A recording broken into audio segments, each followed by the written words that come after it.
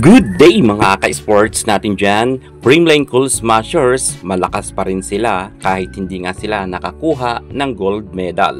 19th season na nga ang nasabi natin conference na ito kung saan hindi nga nalaglag sa podium finish ang CCS. Plano nga ng Creamline Cool Smashers na mas patatagin pa nila ang kanilang koponan. Lalo't marami na nga ngayon babalik sa Creamline Cool Smashers. Ang tanong, mabalik kaya nila ang gintong medalya sa kanilang team? Well, sa tingin ko naman malaki ang laban ngayon ng Creamline Cool Smashers.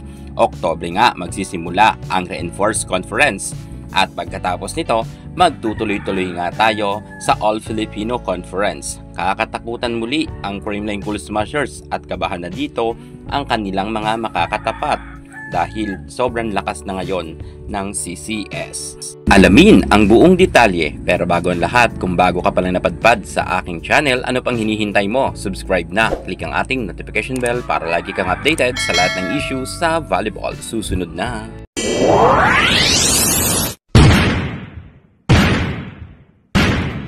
Creamline Cool Smashers may unang pasabog bago nga magbukas ang PVL Reinforced Conference. Gia Morado de Guzman balik Creamline Cool Smashers na. Kyle Negrito magpapahinga muna nga. Siya muna ang nasa bench at ito ngang si Gia Amazing ay siya ang ibababad ni Coach Meneses. Walang plano ang Creamline Cool Smashers na malaglag sa Final Four.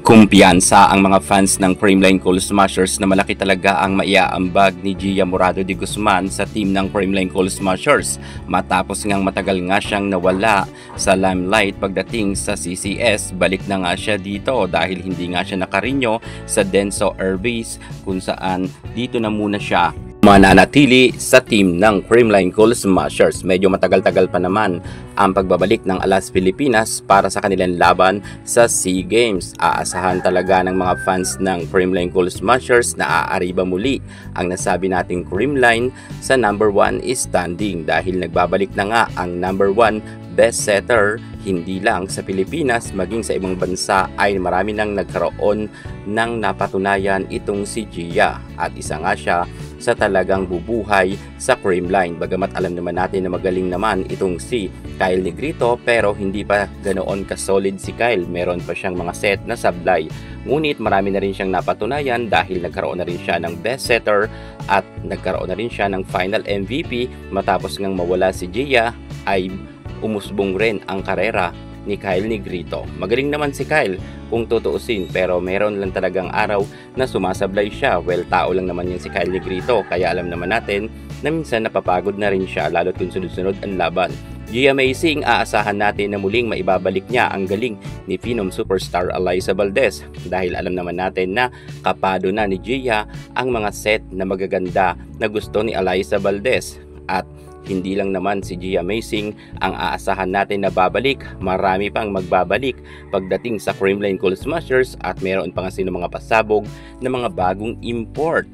Hindi naman natin maikakaila na malakas na rin ngayon ang ibang team at nag-level up na pero aasahan talaga ng mga fans ng Creamline na ilalaban ito ng CCS. Well, sa tingin ko naman talagang malakas ang laban ng Creamline at hindi pa sila malalaglag sa Final Four lalo't nariyan nga ang kanilang magaling na setter na si Gia Morado de Guzman. Abangan na lang natin sa Oktubre ang kanilang bakbakan. PVL Reinforced Conference muna tayo mga ka-sports at pagkatapos ng PVL Reinforced, aabante naman tayo sa All Filipino Conference at dito na talaga magkakaalaman kung sino talaga ang malakas na team kapag wala na ngang mga import. Kaya't sa mga fans dyan ng Creamline Cool Smashers, manatili kayo nakatutok sa ating mga vlog dahil mag-a-update tayo madalas ng laban ng Creamline at ng mga kaganapan sa volleyball.